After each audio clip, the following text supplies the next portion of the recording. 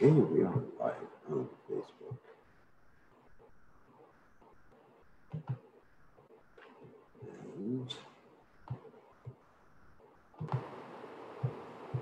And okay.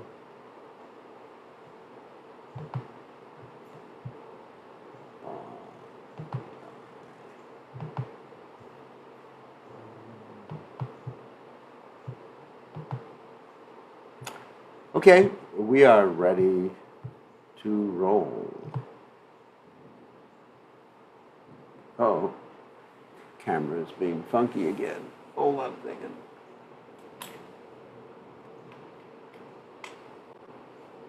Let's try that.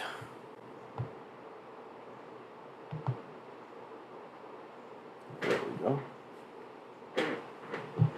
All right. Good to see everybody from all over the world. So we will start by chanting Jai Radhamadhava. If you're ready, got everything set up.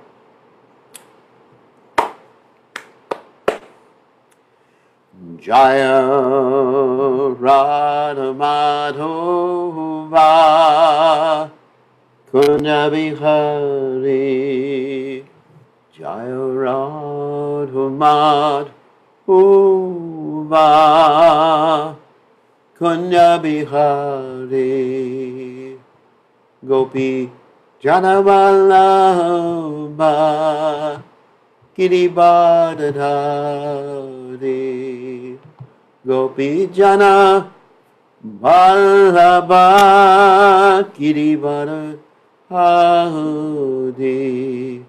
Yashoda Nandana Rajajana Ranjana Yashoda Nandana Brajajana Ranjana Yamuna Tira Vanachari Yamuna Tira Vanachari Jaya Radhamadhava Kunya Bihari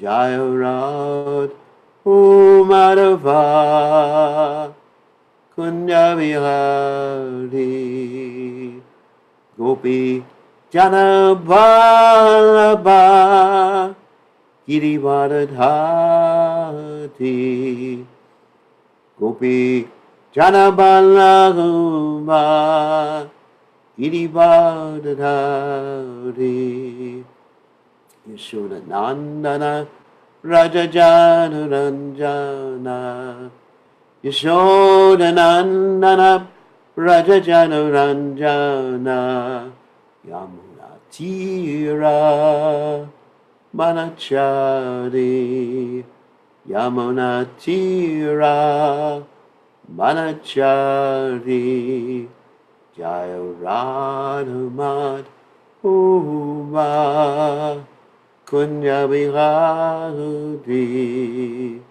Jaya Radhamadhava Kunya Bihari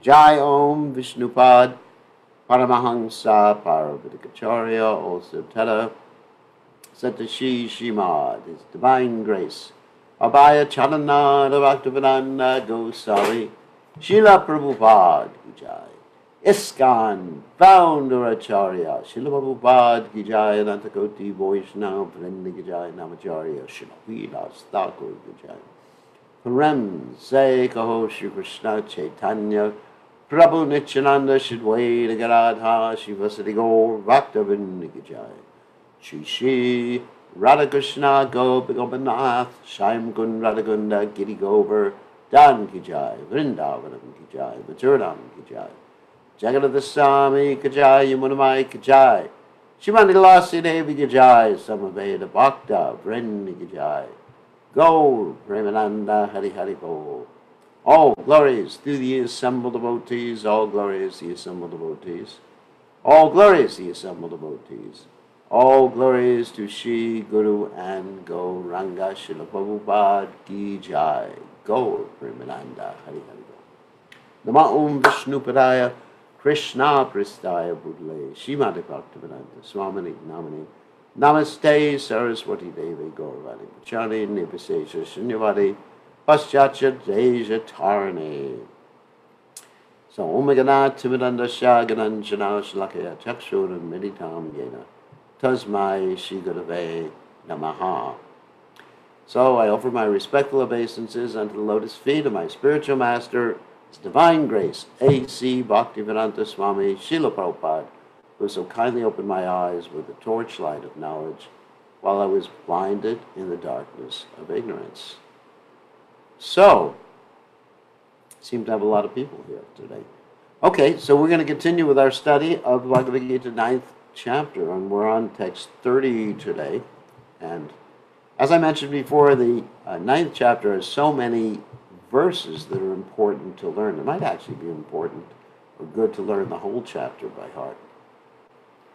So here's text 30, which is very important, another very important verse, which Prabhupada would often quote, and we'll recite it.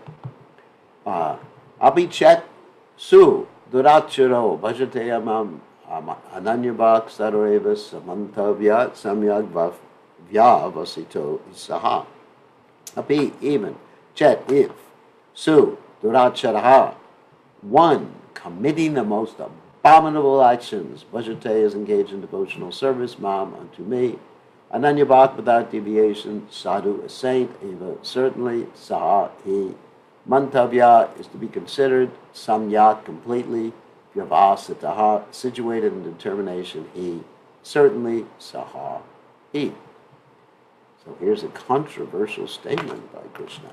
Even if one commits the most abominable action, if he is engaged in devotional service, he is to be considered saintly because he is properly situated in his determination. Let me explain this, how Prabhupada did, and then we'll get to the purport in a second. Prabhupada said, this does not excuse abominable actions. However, this verse refers to abominable actions. Boy, abominable. Let's describe like what it means, abominable. Not the abominable snowman. The abominable action means something like deviating from Krishna consciousness or doing something that's vikarmic or horrible. And Prabhupada explained that in this particular context, the verse is referring to an accidental deviation. Accidental. For example, let's say someone is a good devotee and he just is driving by Pizza Hut and he can't, somehow or other, he gets struck with this intense desire and he goes out and purchases a pizza with anchovies on it. And I won't tell you what anchovies are. Anyway, let's say he doesn't. And so that's pretty bad to eat something with fish on it, or whatever anchovies are. Fish, I think. And so, oh my God, it's accidental. He repents. Repent, and you'll be saved. Anyway, he repents from the action. It's an accidental thing. Or if he's, let's say, preaching in the university and he walks into someone's dormitory room to preach and distribute Prabhupada's books, and they offer him a toke on a marijuana cigarette, and he takes a little toke and then he remembers, oh my God, I just deviated. And he repents. So that's the point. So, accidents. Accidents will happen. Actually, Prabhupada talked about these accidents in terms of American baseball. He said, in American baseball, you have 3 strikes and you are out. One strike, let's say you do something accidentally, and you say, Krishna, I made a mistake. Another strike, Krishna made a mistake. 3rd strike, Krishna says, It ain't a mistake anymore. So the word, Prabhupada explains, Sudurat Chadaha, used in this verse, is very significant, and we should understand it properly. When a living entity is conditioned, he has two kinds of activities. One is conditional, and the other one is constitutional. As for protecting the body or body by the rules of society and state, certainly there are different activities, even for the devotees, in connection with conditional life, and such activities are called conditional. In other words, things we have to do in this material world just to maintain the body. It's conditional. It's like, you have to go to the bathroom, you have to eat. All those things are conditional. They're based upon us being conditioned by the body.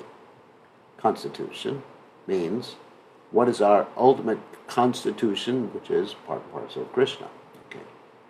Besides these, the living entity who is fully conscious of his spiritual nature and is engaged in Krishna consciousness or devotional service of the Lord has activities which are called transcendental. Such activities are performed in his constitutional position, and they are technically called devotional service. Now, in the conditioned state, that means before we become Hariyor devotees, sometimes devotional service and conditional service in relation with the body will parallel one another. What's an example? Eating prasadam. You gotta eat prasadam is parallel. But then again, sometimes these activities become opposed to one another. Oh my God. Opposed. As far as possible, a devotee is very cautious that he does not do anything that can disrupt his wholesome condition. He knows that perfection in his activities depends on his progressive realization of Krishna consciousness. I mean, for example, let's say he has a job in a supermarket and he has to transport or sell meat. Let's say he works as a cash register at the cash register. Sometimes, however, it may be seen that a person in Krishna consciousness commits some act which may be taken as most abominable socially or politically, but such a temporary fall down does not disqualify him. In the Srimad Bhagavatam, it is stated that if a person falls down but is wholeheartedly engaged in the transcendental service of the Supreme Lord, the Lord, being situated within his heart, purifies him and excuses him from that abomination. The material contamination is so strong that even a yogi fully engaged in the service of the Lord sometimes becomes ensnared. But Krishna consciousness is so strong that such an occasional fall down is at once rectified. And that's how Prabhupada dealt with devotees who fell down. The devotees would come before Prabhupada feeling very repentant and guilty. And Prabhupada said, that's all right, you just engage in devotional service. I was listening to a memory of my godbrother Madhavisha, who passed away, but Madhavisha left his ashram and he got married. And Prabhupada, he's going to see Prabhupada for the first time. It was in India. And Prabhupada was so happy to see him. And Prabhupada actually even asked, where's your wife? I'd like to see your wife. How is she doing? So Prabhupada, he was just so compassionate. He never just like threw someone out. He never rejected anyone. Unless they were offensive, that's another thing. But people would deviate and Prabhupada would say, just come back, just pick up where you were, just be situated properly, make sure your needs are met, and be happy in Krishna consciousness. Prabhupada was just like our perfect father. Therefore, the process of devotional service is always a success. No one should deride a devotee for some accidental fall down from the ideal path. Prabhupada would get very angry when some devotee deviated from the ideal path. Another devotee might broadcast the information. Of course, in those days, they didn't have Twitter. They didn't have the internet, Facebook. So they just broadcast, they picked up their phone or picked up their whatever they picked up, and they broadcast the information. Prabhupada was more angry with the devotee who would broadcast the information. He said, you make it very difficult or even impossible for that person to come back. So we are interested in saving people, bringing people to Krishna.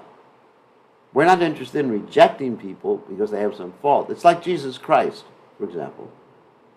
There was this prostitute, and in those days they used to stone the prostitute. That doesn't mean the prostitute got stoned. They used to throw stones at the prostitute as a punishment and kill the prostitute. And Jesus Christ stopped them. And he said, "He who is without sin, let him throw the first stone." And of course, everybody walked away at that particular point.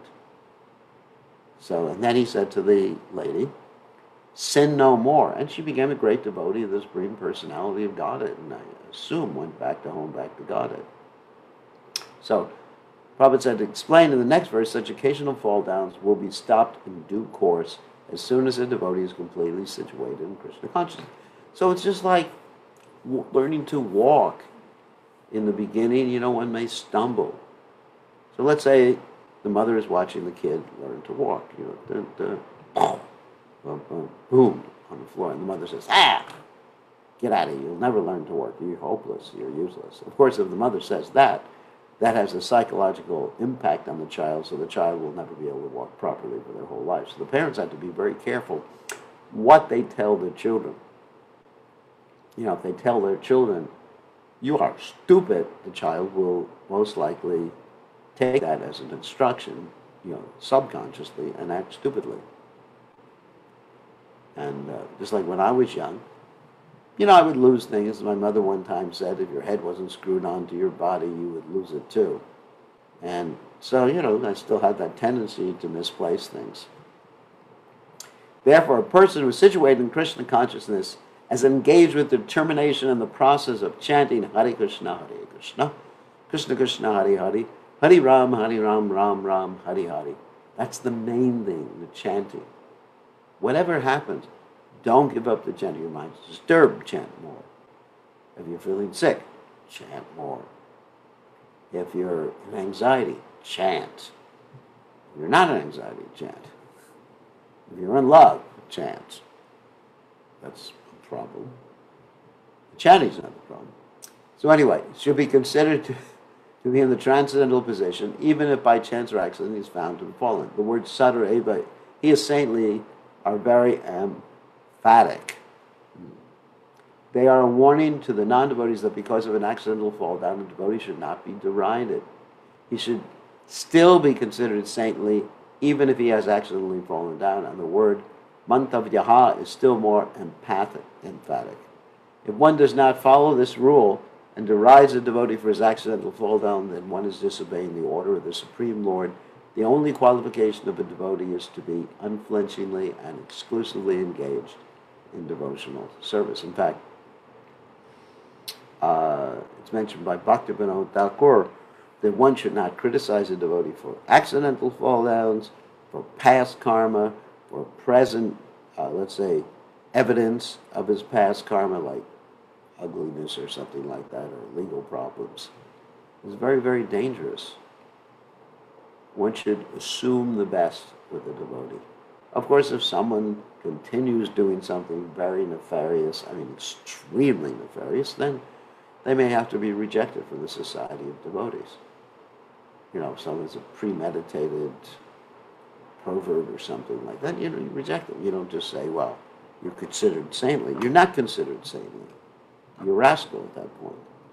But if it's some accidental thing that happens, then that can be excused.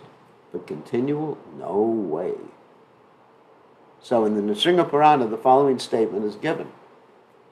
Bhagavati satcha haravananya cheta visham malinopi virajate manushaha nahi shasya kalusha chavi garachit timera parabhavatam upaiti chandraha.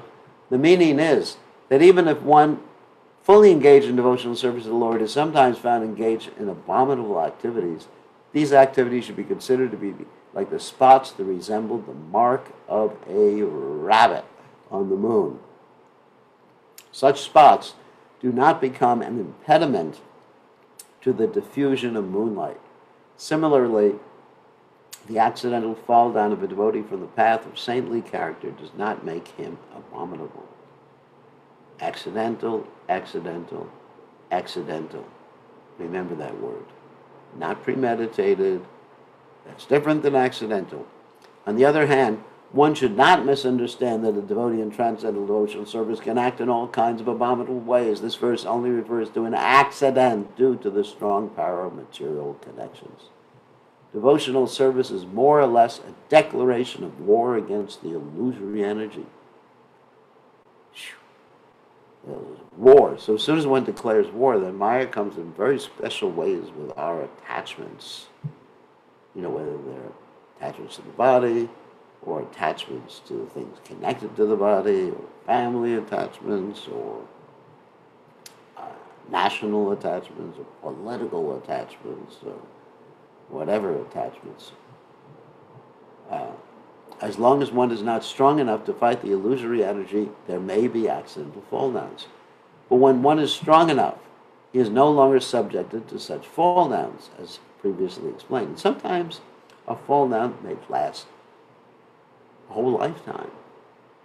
Like in the case of Ajamil, in the 6th canto of Srimad Bhagavatam, the story is told that Ajamil was a really good devotee, really, as we say, pukka, clean, great wife, great family, Brahmin, etc., like that. And then he accidentally fell down. He meditated on illicit life, and he had some relationship throughout his good wife, and had a very low-class wife not wife or girlfriend or whatever it was, and practically abused his parents. So many things happened.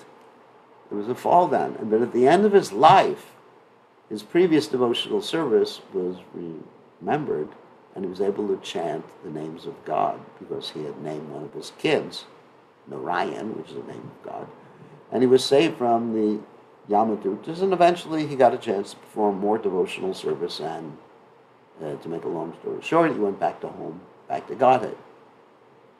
So Krishna's very kind. So even a fall down may last this whole lifetime, and then in the next lifetime you say, oh my God. I'm going to give you an example. Okay. So let's say someone, whoops, my chair's going down. Let's say someone falls down and he's in Vrindavan. So what happens? Next life he gets to be a monkey in Vrindavan. Or a pig. That's why there's so many monkeys and pigs in Vrindavan.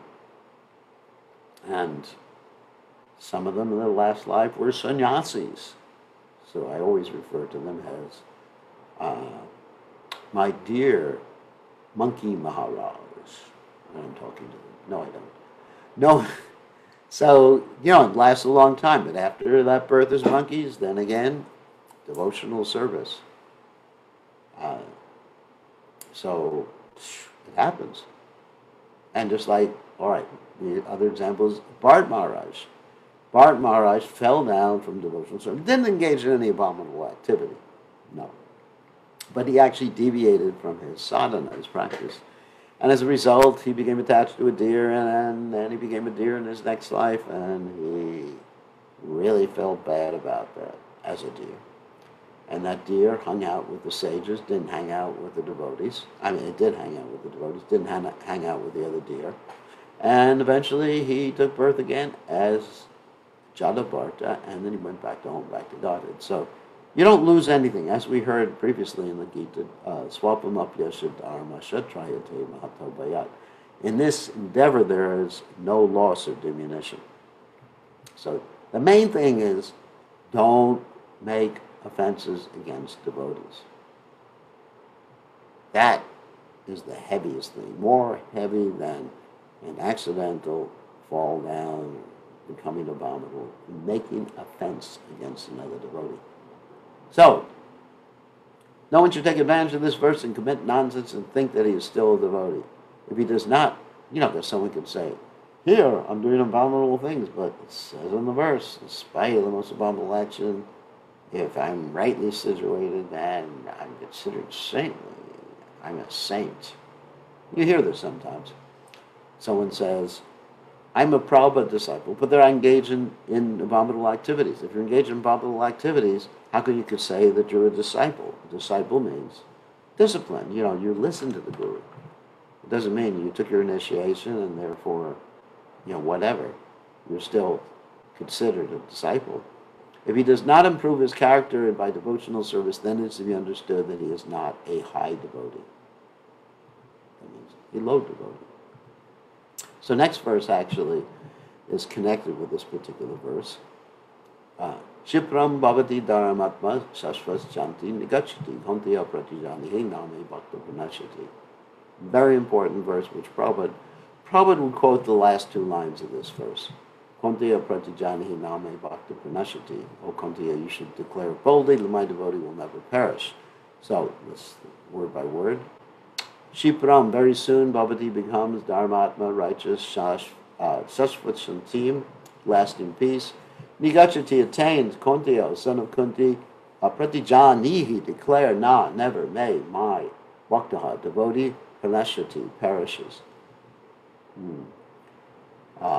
He quickly becomes righteous and attains lasting peace. O son of Kunti, declare it boldly that my devotee never perishes.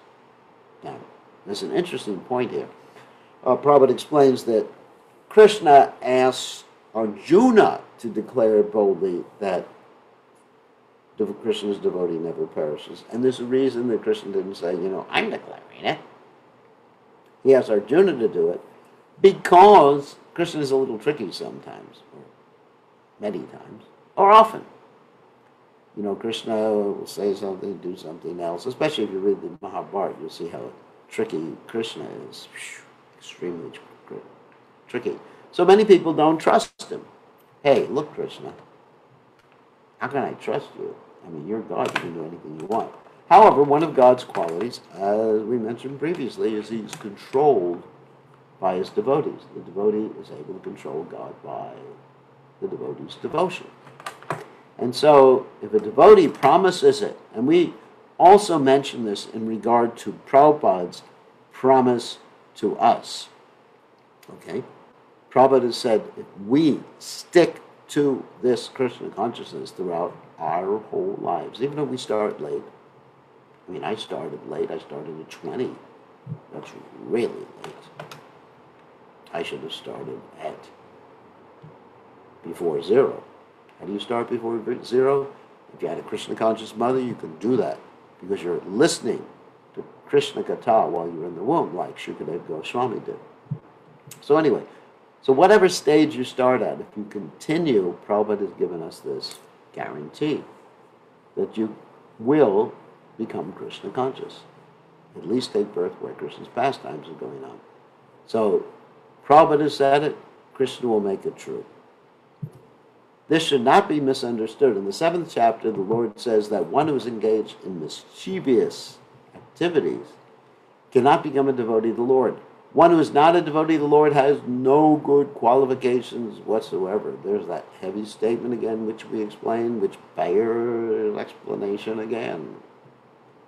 And Prabhupada is actually indirectly making reference to this verse in the Bhagavatam. Yashasti bhakti bhagavata kinchana savar gunas tatra samasate sura haramba bhaktasya koto mahat guna amanovrite nasati tavato bahi. The one who is a devotee automatically has all good qualities. One who is not a devotee, his good qualities are simply on the mental platform because of the modes of nature. We explain the modes of nature because the modes of nature are always in flux. But for a devotee, the devotee is not under the modes of nature. Mamchayo vyabhicharena bhakti yogena sevate sagunan samati shaitan. That means the devotee goes beyond the modes of nature and situated in Brahman, or spirituality.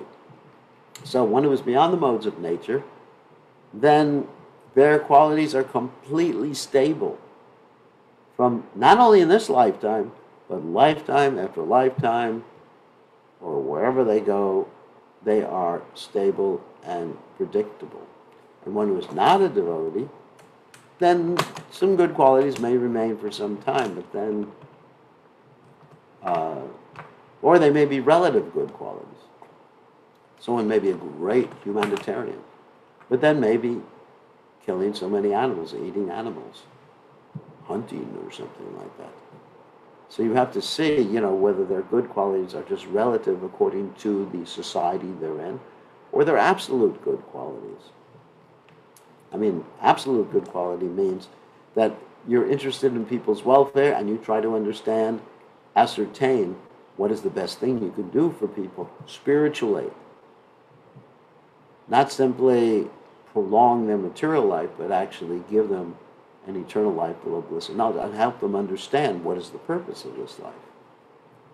So that's the explanation of that statement, which we've given before. The question remains then, how can a person engage in abominable activities, either by accident or by intention, be a pure devotee? This question may justly be raised. The miscreants, as stated in the 7th chapter, remember, Namam Duskrutina Mudha Prabhajantena Naradama, 4 types of people.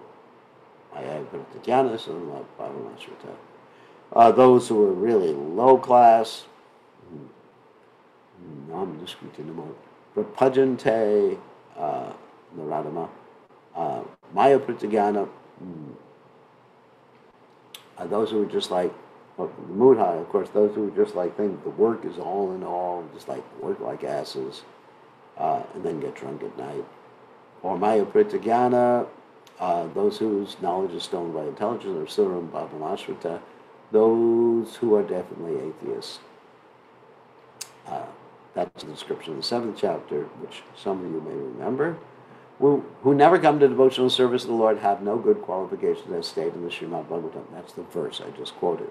Generally, a devotee who is engaged in the 9 kinds of devotional activities, those 9 kinds are, like hearing, chanting, remembering, worshiping the Supreme Personality of Godhead, becoming the servant of the Supreme Personality of Godhead, becoming the friend of the Supreme Personality of Godhead, surrendering everything to the Supreme Personality. Anyway, this is called Nava Bhakti. Engage in the process of cleansing all material contamination from the heart. That's what the chanting does too. Cheto Darpana Marsham. It cleanses the heart, the spiritual heart, not this blood thing that's over there.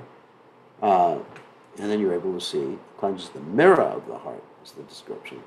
And when you cleanse a mirror, you can see the mirror, you can see everything on the other side of the mirror. He puts the personality guarded within his heart, and sinful contaminations are naturally washed away. Continuous thinking of the Supreme Lord makes him pure by nature, because the thought of the Lord is non-different from the Lord. The name of the Lord is non-different from the Lord.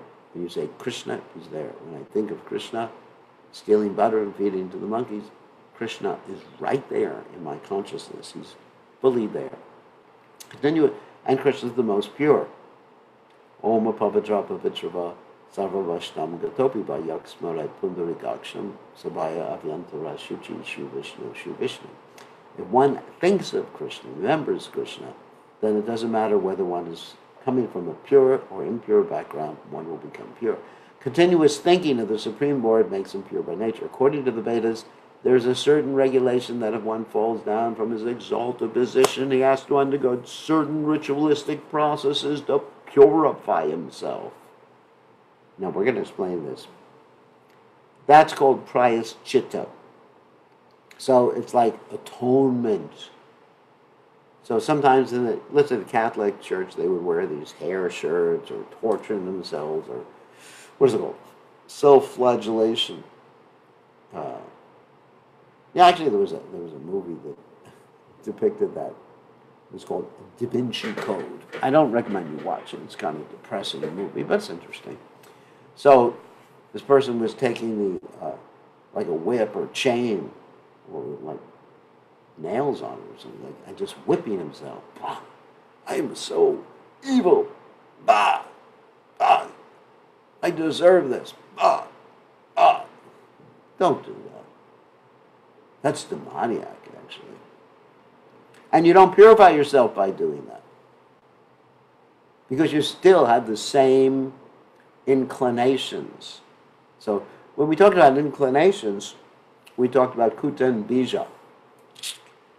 Kuta is the inclination to do something, And bija is the actual seed of a particular type of activity. So, that point is brought out in the Srimad Bhagavatam in the beginning of the 6th canto. At the end of the 5th canto, the 5th canto comes before the 6th, in case you didn't know that. At the end of the 5th canto, you find all the descriptions of all these different punishments people have to undergo if they are bad. And the people who give the punishments are the Yama Dutas. And so Parikshit Maharaj, who was listening to the Bhagavatam from Shukadeva Goswami, feels bad about this. Why? How can people be freed from these punishments or freed from their bad karma? And Shukadeva, the speaker of the Bhagavatam, gives him an answer that is not true to test his disciple. I mean, sometimes the guru will test the disciple and say something that's not true, just to see if the disciple catches it. And so the guru says, that Shukadeva Goswami says, that to purify oneself, one should undergo what's described here, ritualistic process known as prayachitta or atonement. Just like sleep on a bed of nails or something like that. And so Parikshit Maharaj, student, objects to that. He says, Guru Maharaj ain't true, because someone can atone for his sins and then he does the same thing again. Just like confession. Someone confesses, he has every intention of not doing the same thing, but then he does it because he finds himself in bad association. Just like people who take drugs, sometimes they have intention, I'm never going to take drugs again, I'm going to be clean from now on. And then they get back in the same association with the same people and they do it again. So what did they say? The road to hell is paved with good intentions. So just simply doing some austerity or atonement or torturing yourself, I'm only going to eat apples for the next 2 months as an atonement. I've seen people do that. It just makes you crazy, bitter and crazy, and it doesn't purify you because the seed of desire, the inclination, the kuta, is always there in your heart. So the only purification we have is when Krishna is in your heart and he purifies it. And the only way to do that is to chant his names in Kali Yuga. So we don't believe in ritualistic process. If you have some difficulty in Krishna consciousness, just pick yourself up and chant Hare Krishna. Remember that. But here there is no such condition because the purifying process is already there in the heart of a devotee, due to his remembering the Supreme Personality of God, is what Prabhupada said. Therefore, the chanting of the Hare Krishna mantra, or Hare Krishna, Krishna Krishna, Hare Hare, Hare Ram, Ram Ram, Hare Hare, should be continued without stoppage. If you do something, just chant, But don't do it again. Don't think the chanting is going to excuse you, because that is not an accident. That is premeditated. And that is an offense against chanting. This will protect the devotee from all accidental fall downs. He will thus remain perpetually free from all material contaminations. So, if you find yourself in a situation where you could be attracted to doing something that is a no-no, then you chant more enthusiastically. You chant in your mind, Hare Krishna, Krishna Krishna, Hare Hare. Hare Ram, Ram Ram, Hare Hare. I mean, find yourself in a situation where you might be attracted, like you walk by a bar if you happen to have some not yoga, if you happen to have some liquor addiction. I mean, I can never understand why people like liquor. It's just such an abominable, it even smells bad. How do I know what it smells like? Because I went to the university. And on Sunday morning, I'd walk out of my dormitory room, and not all, but most of the other residents there were lying in the hall or lying halfway in their rooms, and the place stunk. And that's what you experience in the university. And even I visited some fraternities, and it was all based on drinking, carousing, illicit sex. I mean, come on. What are we teaching? You're supposed to be character building, not character destroying at the universities. Horrible. And when I went, it wasn't so bad as it is today.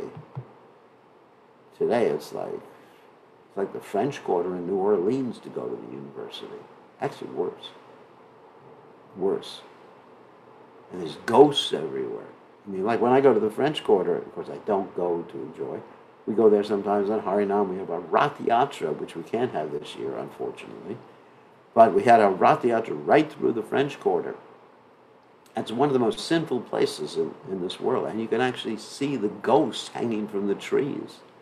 Because when people die under the influence of intoxication, they become ghosts. Okay, next verse on a positive bent. Mami partha vyapashrata yepishu papayoneha shvil vaishyastata shudras tepiyanti param gatim. Mom of me, he's certainly partha, son of Pritha, of Vyapashrata, taken shelter, yea, those, api, also Shu, papayoneha, born of a lower family, Striya, women, Vaishya, mercantile people, Tata, also Shudra, lower class men, Te, api, even they, Yanti, go, Param, to the supreme Gatim, destination. O son of Pritha, those who take shelter of me, though they be of lower birth, or women, or Vaishyas, or merchants, and Shudra's workers can attain the supreme destination. So in other words, it doesn't matter what sort of birth you have. I mean, sometimes people discriminate. They say that a man's birth is higher than a woman's birth. That's ridiculous. That's ridiculous. It depends whether you're a devotee or not. If you're not a devotee, if it's not a devotee birth, your birth is no good qualities. What did we just hear from the Bhagavatam? So it doesn't. So even if you have a very low birth, and those of us in the Western world, and most people in India now too, it's a pretty low birth.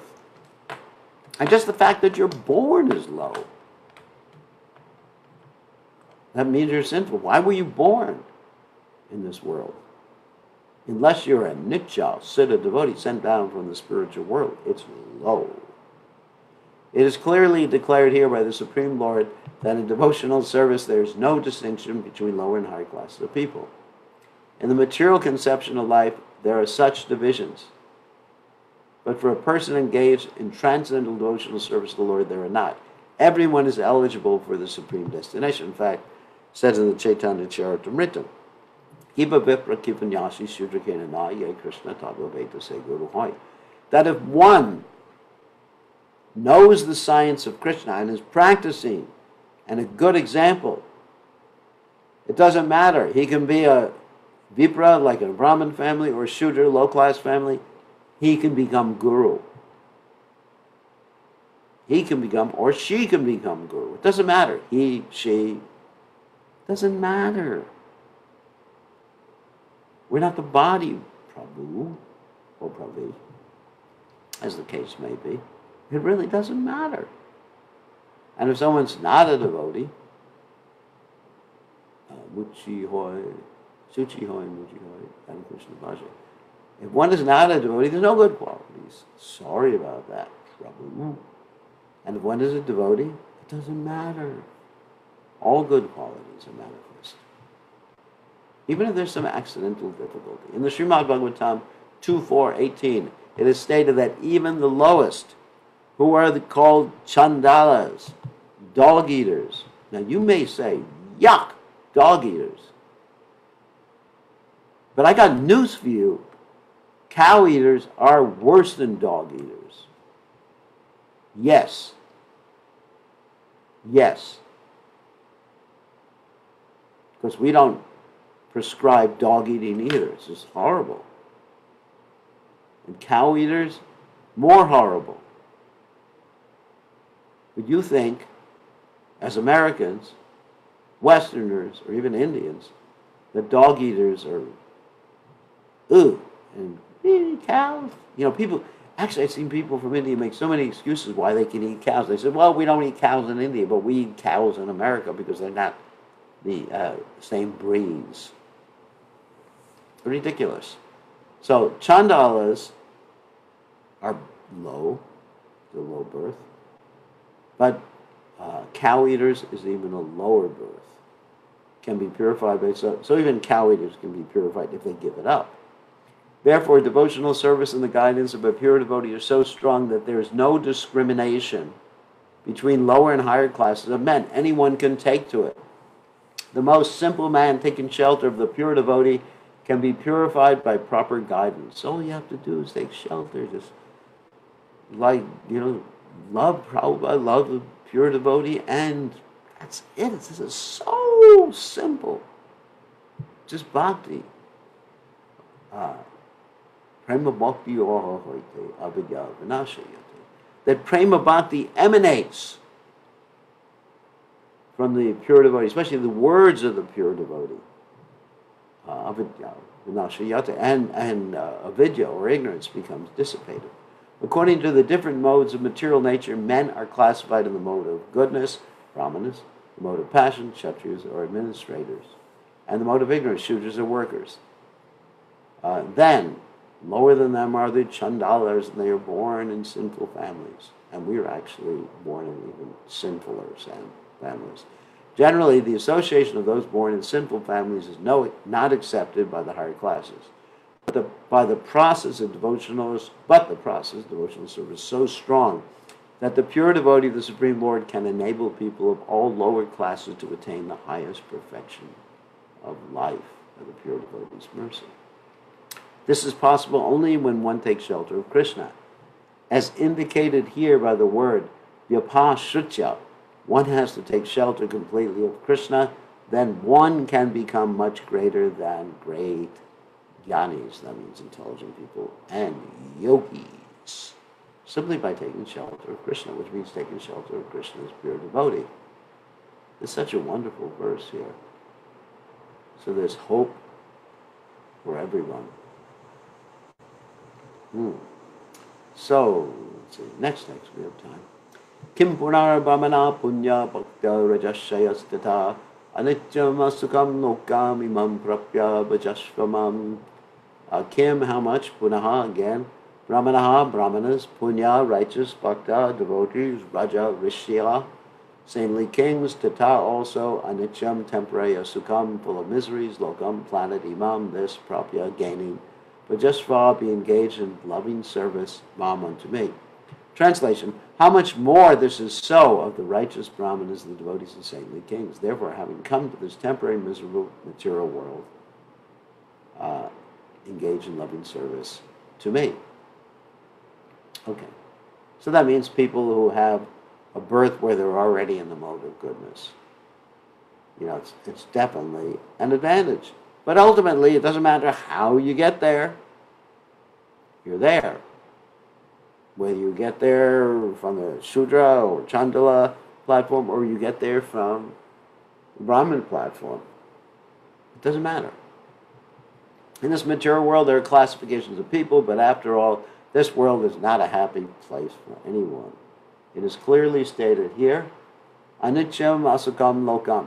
This world is temporary and full of miseries, not habitable for any sane gentleman.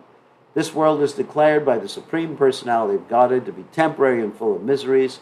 Some philosophers, especially Mayavadi philosophers, say that this world is false, but we can understand from Bhagavadgita that the world is not false. It is temporary. There's a difference between temporary and false. It's like a soap bubble. It's not false, it's just temporary.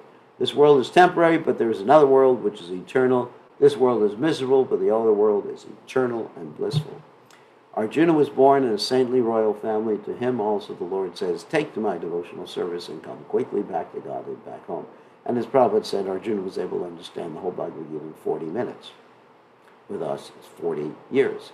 No one should remain in this temporary world, full as it is with miseries. Everyone should attach himself to the bosom, that means the heart, of the Supreme Personality of Godhead, so that he can be eternally happy. The devotional service of the Supreme Lord is the only process by which all problems of all classes of men and women can be solved. Everyone should therefore take to Krishna consciousness and make his life perfect. Wow. I don't think we'll have time to do this verse. This is such an important verse. And so we will leave this next verse for tomorrow. So we did up to 33 today. Okay. So let us take some questions from our loyal audience. Give me a second. I have to take you off of mute. 1 second. Okay. Okay. Who wants to ask a question? If you asked the question before, like Prasant, you have to wait a little bit. to allow other people to ask questions. Okay, it's your opportunity. Everything you wanted to know about Krishna consciousness, but were afraid to ask. Gurudev, I had a question. Okay, what's the question? How come we only get 3 strikes? How can you get 3 strikes? But this is baseball. This is America. You know, how many? Maybe I can ask a question. How many strikes do you get in cricket? I'm not sure actually. Does anybody know? I don't know. Anyway, so I guess if you go in a different country where you get more strikes, you get.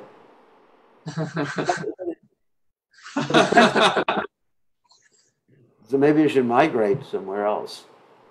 So the point being, if you continue to do the same thing over and over again, it shows a lack of sincerity and a lack of really wanting to be Krishna conscious. It's not that 3 strikes are just like are the rule. It's an indication of something. A continual, deliberate deviation indicates you're not really sincere. That's all. That's why Prabhupada said 3 strikes. Now, it's not necessarily literal or to be taken literally. Is that all right? Yeah. Okay. Looks like you have your automatic zoom on the camera. Yeah. I tried it on mine, but it didn't work so well. He kept zooming in on my pet squirrels instead of me, so that was a problem. So, all right. So, give someone else an opportunity to ask questions. Charna, you want to ask a question? Yeah, go ahead. Hare Krishna to all. Hare Krishna, Guru Maharaj. Hare Krishna. I wanted to ask something that is bothering me some time. Okay. When somebody is chanting 20, 30 years, and after so much time, so long time, we see that this person doesn't change his heart or her heart. What is the point? Is this person doesn't do this properly, sincerely? Or what is the problem when somebody is not changing the heart or character or something like that? If you can. That's a good question. Usually the point is that they're not chanting properly. They're chanting ritualistically, just trying to get their rounds done. They may be committing offenses. They may be, let's say, holding on to material attachments. They may be committing offenses against Vaishnavas. I mean, there's a variety of reasons. But it is true. One could just be spinning his wheels. Bhaktisiddhanta Saraswati Thakur gave the following example. He said, once upon a time there was a marriage party. And the marriage party had to go for the marriage to cross a river. And so to cross the river, people had to row the boat. It's a big boat. There's a big boat. In India they have these big boats. but it was a lot of people rowing. So the marriage party went to sleep one night thinking they were going to wake up on the other side of the river the next morning. And so they woke up and they discovered the boat had not moved 1 meter, even though everybody was rowing the whole night. And the answer was that they discovered that the anchor was there. You know, the anchor of material attachment. So the reason that metaphor is there, analogy actually, is that sometimes we leave our anchor in and we're just chanting ritualistically and we're not getting anywhere. Of course, it's never useless to chant, but at the same time, if one should be chanting in the proper mood, the proper intention, like Lord Chaitanya gives us this mood, what is it? Ainanda tanuja kinkaram, patitam mam vishme bhavambudo, kripya tapa padapankaja, stita duli sadrasam vachintaya. O son of Nanda Maharaj, somehow or other I fall into this horrible ocean of birth and death. Please save me and fix me as one of the atoms at your lotus feet. So it depends on your mood. You know, your intention, your mood, your bhav. You know, if you're chanting Krishna help, Krishna will help. And if you're chanting Krishna's name and saying, Krishna, don't help, you know, I'm just doing this because I'm supposed to do it. And, you know, I like eating prasadam, you know, that's all right, but, you know, but I hate those other devotees, you know, they're just a bunch of nonsense, then you won't make any progress. That's true. You may not make progress. I mean, a little bit of progress, but not much progress after 30 years in the Hare Krishna movement. So it's from the heart. Prabhupada said you have to do devotional service from the subtle body, from the heart and the mind. Savaimana Krishna Padaravindayo. Yes, good question. Who else has a question? Hare Krishna Gurudev. Oh, yes, Sumukh. Yes, one small question, Gurudev. We have senior devotees. We deal with senior devotees who have taken initiation from me. They are senior to me in age. They are senior to me. And sometimes we notice these senior devotees are criticizing other devotees, and then sometimes they say good things, sometimes they say bad things. We just can't avoid the association. So in that case, when we listen to them, what should we do? We just can't say, hey, stay away from me. Well, they're senior, so I cannot say, hey, stay away from me. So no, don't do any politics. Just tolerate. All you can do is tolerate. Just tolerate. Be a good example.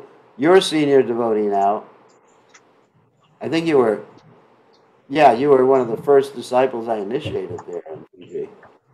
So you're a senior. You're an old senior devotee. So you set a good example, and just pray for everybody else. But you can't change people. Example is better than precept. So you set a good example. Don't use their example to be a nonsense. All right? Okay. Yes. More questions. More. It's Citraleka here. Okay. Who's this? Oh, yeah. Citraleka. Yeah. Please accept my Buenos días, señora. Buenas tardes now for me. Buenas tardes, señora. Buenas tardes. Hare Krishna to everyone. Gurudev, I have a question, and it is, how do we know if we have accepted Krishna at heart? How do we know? Yeah, like. What do you dream about? What do you dream about at night? Is it like a symptom? Yeah.